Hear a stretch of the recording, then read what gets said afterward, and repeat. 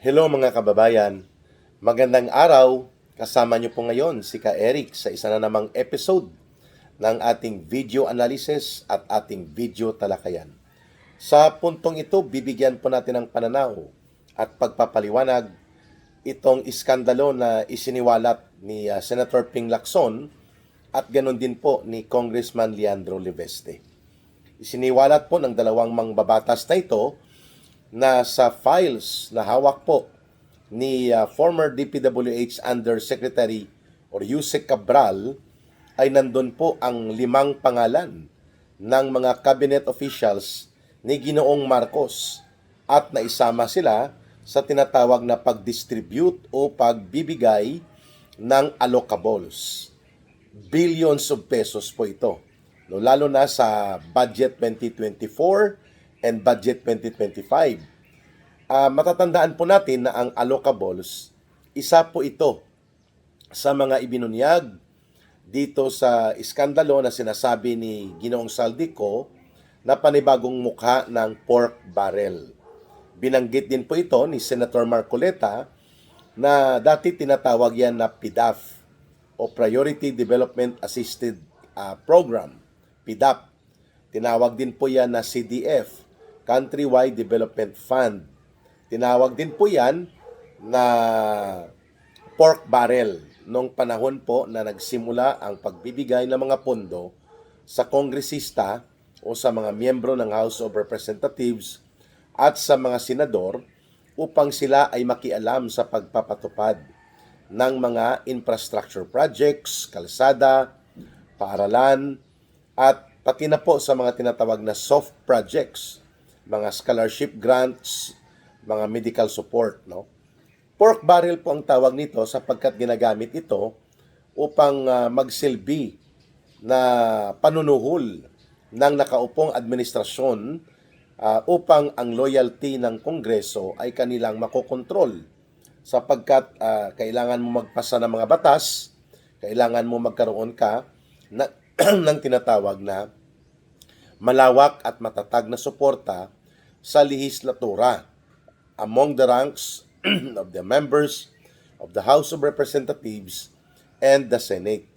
Ngayon, ang nangyayari ay inadapt po itong mga practice doon sa Amerika na mayroon pong mga gerrymandering o yung tinatawag na bargaining among the senators and then members of Congress sa nakaupong administrasyon kung gusto mong maipasa kaagad o masuportahan ng legislative support ang iyong mga programa o mga policy o ang iyong mga panukalang batas.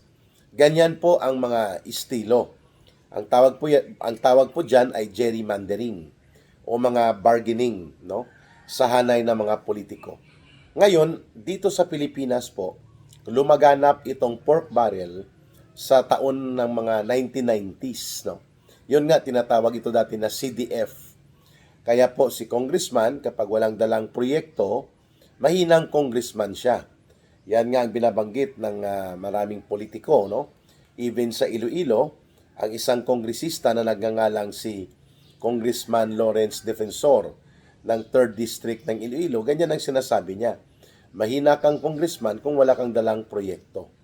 Pero sa kalakaran po ng fundamentals of governance, ang mga projects, kagaya po ng paaralan, school buildings, mga kalsada, mga farm-to-market roads, mga water system, at iba pa po na mga tulong na kailangang serbisyo ng mga mamamayang nangangailangan ng pagkalinga o pag-aruga ng gobyerno, yan po ay dapat traditionally and organically, meaning fundamental, yan ay obligasyon ng executive department, ng presidente, ng gobernador, ng mayor, upang mapasiguro na nami-maintain po ang mga kalsada, nagkakaroon ng kalsada, mga barangay hall, mga health center, at iba pa pong pangangailangan, medical at educational support sa mga mahihirap na mga sektor ng lipunan.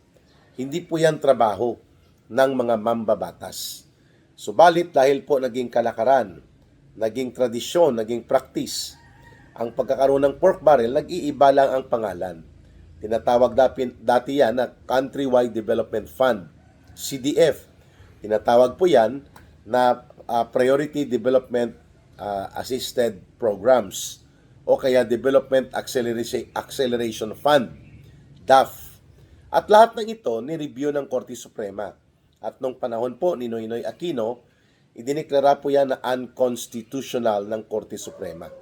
Hindi po obligasyon ng mga mambabatas o mga miyembro ng House of Representatives at ng Congress na sila po ang magpapatupad o magtatakda ng mga proyekto, sapagkat yan dapat ay nasa executive department. Ang trabaho ng mga mambabatas ay mag-legislate, magkaroon po ng mga makatarungan, matuwid at kailangang mga batas na maipasa nila. I-approve nila mga budget and then i-review nila ang oversight or if perform nila ang oversight function nila upang ang mga proyekto sa gobyerno ay hindi naaabuso o hindi po nilalapastangan upang nakawin at dambungin. Oversight function yon. Ngunit, dahil pinabayaan po itong mga pork barrel na ito, nagtuloy-tuloy ito. At hindi lang po ito masyadong napansin noon sa panahon ni Pangulong Duterte sapagkat hindi po masyado ang malalaking mga proyekto noon ng mga kongresista sapagkat nagkaroon ng build program sa panahon ng administrasyon ni Pangulong Duterte kaya direkta po sa DPWH ang pagpapatupad nito. Ngayon, tinatawag yan sa panahon ni Marcos na allocables from the root word allocate. Yun.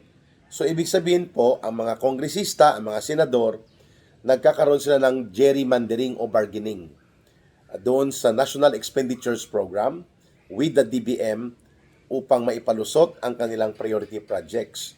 At pagdating sa kanila ng budget proposal na tinatawag po na NEP o National Expenditures Program, yan na po ang pinagsisimula ng mga insertions.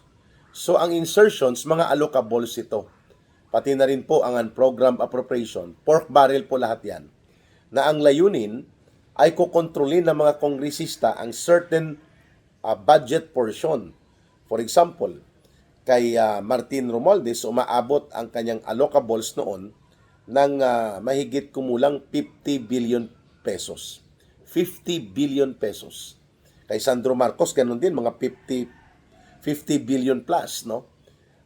In every budget cycle, hindi bababa ng mga 15, 17, 18 billion po ang projects nila. Kunwari. At kapag nasa kamay na po yan o nasa diskresyon ng kongresista, magiging kasabwat na po nila ang DBM at ang DPWH para maparelease ito. Diyan na pumapasok ang pagbibenta ng mga proyekto. Ibig sabihin po, kung ako si Congressman B, mayroon po akong nakuha na allocable na mga 3 billion, hahati-hatiin ko yan. Pwedeng ang 1 billion ako ang magpa-implement kung may mga construction company ako sa pamilya ko. So, automatic yung 25% ng 1 billion is 250 million, akin yon. Sapagkat yun ang SOP. Plus ang 10% na kinukuha doon sa retainer, akin na rin yon. So, ang mapupunta na lang sa project ay mga 650 million out of 1 billion. Ang sa akin, 350 million. Malinis na sa akin yon. Tutubuan ko pa ang project ng 10% din. So, additional yon na pag 10% yon, kikita pa ko ng additional 15 million pa or 150 million. Ayun. So, all in all, ang mapupunta sa akin, pag ako ang may allocable ako na 1 billion, kung ako mangungontrata dahil pamilya ko ay construction group ang kanyang connection o may construction firm kami, kulang-kulang 45% ang mapupunta sa akin. So, kung 45% yan, 25% SOP, 10% retainer, 10% margin, nagaganansya ako, bilang ako din ang contractor, 450 million ang mapupunta sa akin. 550 million lang ang reality. Ang seste, dahil ako rin mangungontrata, isubstandard ko yon. i-implement ko lang ang around 400 million. Di ba? So may additional pa akong ulit 150 million. 60% halos ng mga allocables na ito ninanakaw, dinodurubo. Kaya kawawa po ang mga proyekto natin. So kung ako ay mayroon 3 billion na allocables, may nakuha na ako doon na 600 million sa 1 billion, 400 million lang implement ko. Yung 2 billion ko, ibibenta ko sa iba pang congressman na hindi ka partido o hindi ka administrasyon, papasukan ko siya ng allocables. Sabihin ko sa kanya, 1 billion, bigay mo sa akin ang 300 million, bahala ka na magpatupad ng 700 million. Yan po ang ginagawa nito ni Congressman Garjola. Ginagawa din yan ni Saldico according sa pagbubunyag mismo ni Saldico. Marami silang mga ganyan. Si Dong Gonzales, ganyan din ang ginagawa niya. Umaabot minsan ng 10 billion pesos ang allocables nila. Ang implement nila 3 billion. Ang 7 billion ibebenta nila sa mga contractors o sa mga politiko din na walang allocables o walang pork barrel. Ganyan po ang kalakaran, mga kababayan. Kaya, katawa-tawa po itong binabanggit ni Martin Tambaloslos na malinis daw ang konsyensya niya. Ulit-ulitin natin, ha. Kung malinis ang konsyensya mo, edi humarap ka sa independent investigation ng taong bayan. At saan ang galing ang mga pinagsasabi ni Saldico na diniliber sa iyo nila Sergeant Gutesa at may iba pa mga kasama na mali-malit ang pera? Saan yun ang galing? At ang tanong ng taong bayan sa iyo, saan napunta ang 17 billion pesos na insertions mo? Maliban pa sa allocables mo na mahigit 20 billion in 2025 budget. Kung malinis ang konsensya mo, ipakita mo. Hindi pa kasama ang allocables o pork barrel nyo sa Tingog Party List na ginamit mo na negosyo. Kaya kulukoy talaga itong si Martin Tambaloslos, no? Sinungaling na, ayaw pang umamin na dinadambong at dinudurubo nila ni Marcos ang ating buong pundo. Si Congressman Toby Chanco mismo nagsabi na sinabihan sila ni Marcos Jr., ilang bahay ang bibilhin nyo, Martin, sa Forbes Park, no? Ilang helicopter pa ang kailangan nyo, no? Ilan pa ang mga villa na ipapatayo nyo sa abroad? So, sino ang maniniwala dito kay Martin Tambaloslos na hindi sila sangkot bilang mastermind sa pandurubo at pandarambong? At ito ang malala, mga kababayan.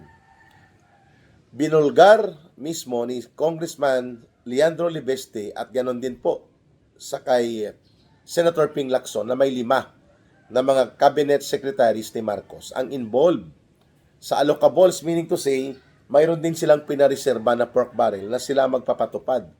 Kaya umalma kahapon po itong former executive secretary ni Marcos na si Lulo Lucas Bersamin na nagagalit daw siya dahil lumabas doon sa record ang ES 8.3 billion.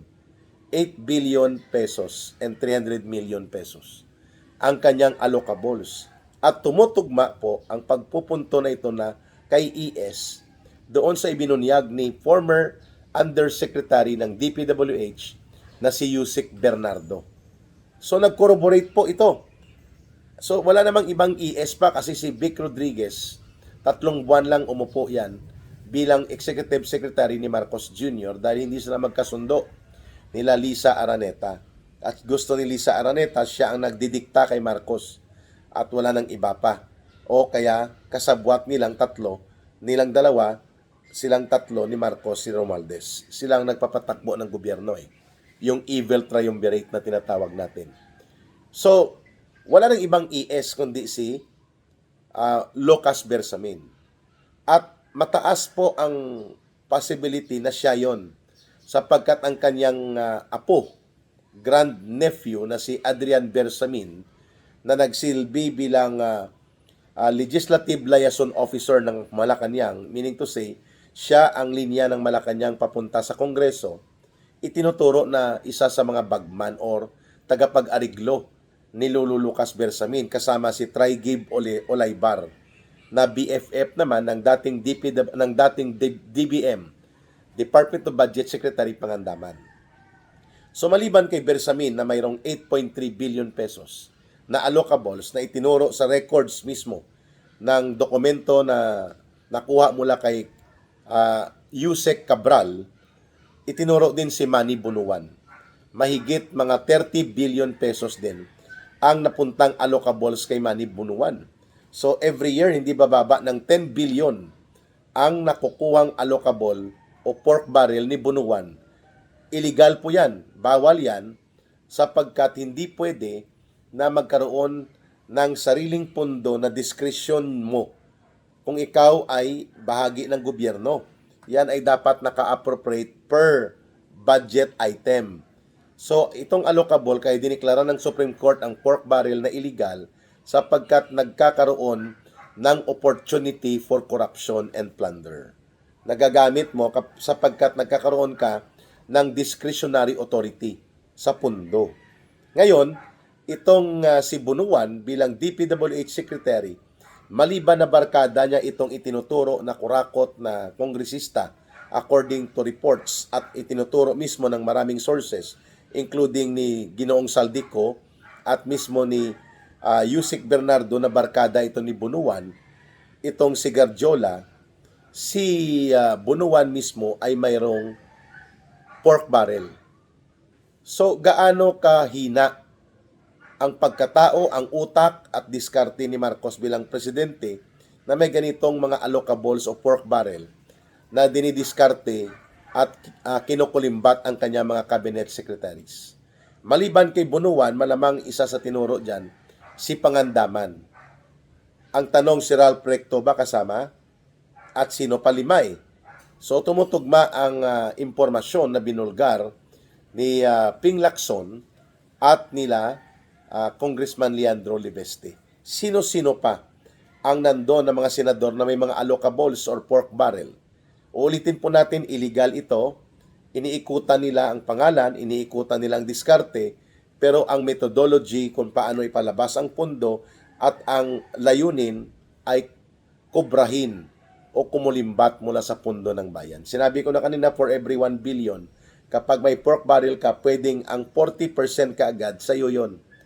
Ipatupad mo lang 60%, and that's 400 million. Eh kung mayroon kang tatlong allocables na tag 1 billion, di tumataginting kaagad na 1.2 billion. Kaya sabi ni Martin Romualdez sa mga congressman, you stay with me, I will make you billionaires. Tama. Kasi for every 3 billion, 40% niyan kaya mong kunin bilang personal mong kurakot o pangungulimbat.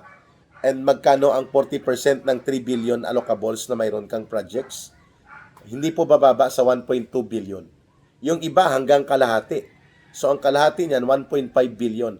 Sa isang taon, bilyonaryo ka kaagad.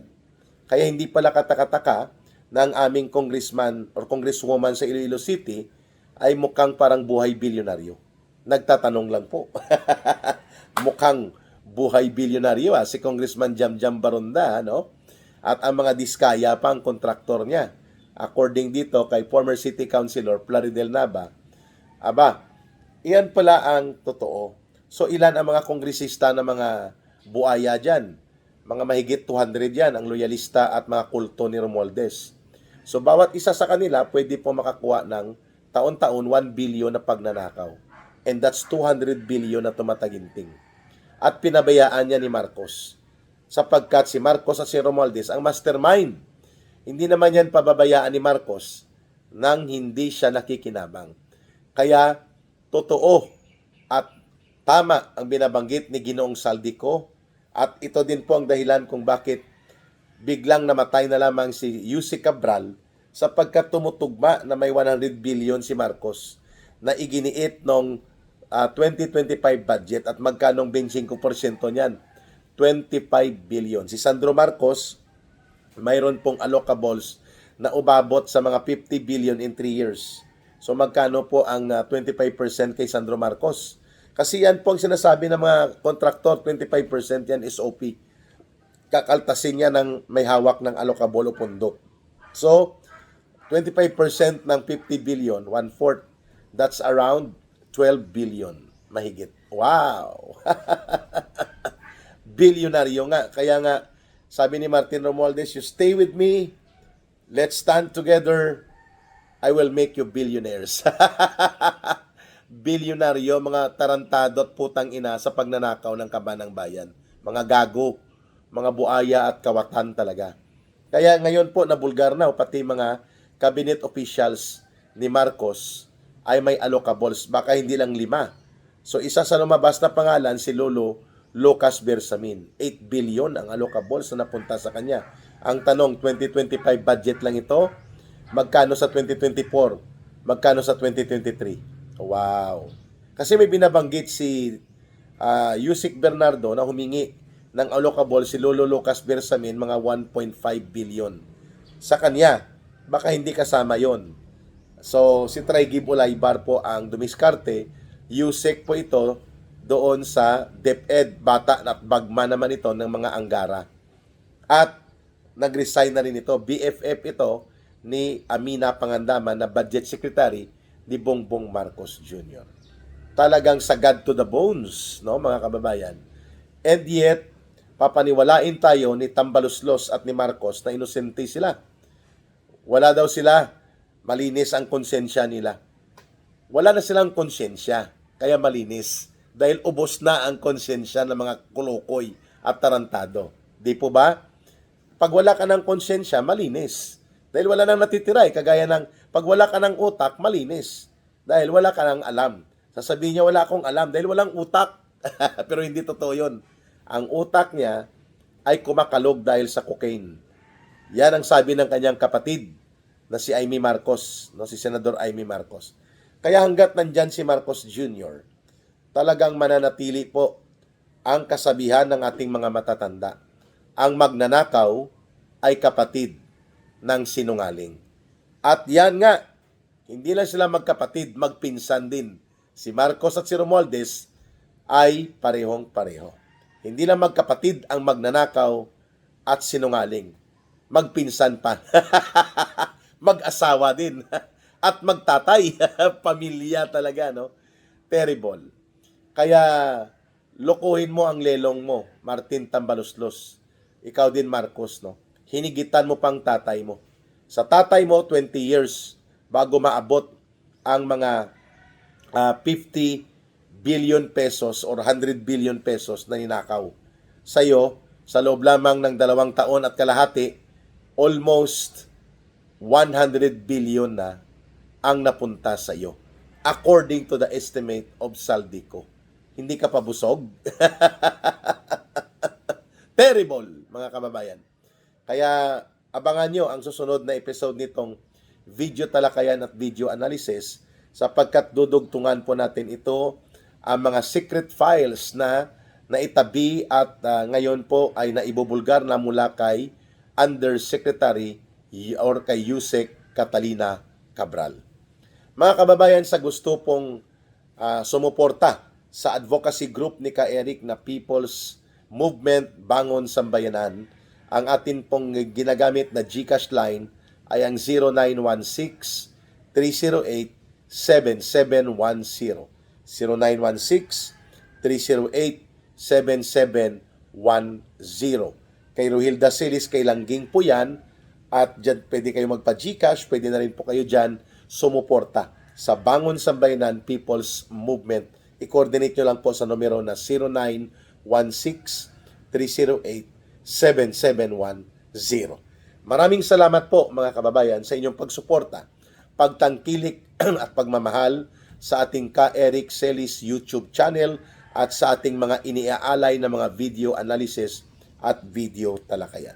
Mga kababayan, mahalin po natin ang bansang Pilipinas. Walang ibang magmamahal nito, kundi tayo ring mga Pilipino. Para sa Diyos at sa Pilipinas nating mahal, mabuhay ang sambayanang Pilipino. Bye for now. See you again bago mag-New Year sa series of video analysis and video talakayan with Ka Eric. Maraming salamat muli.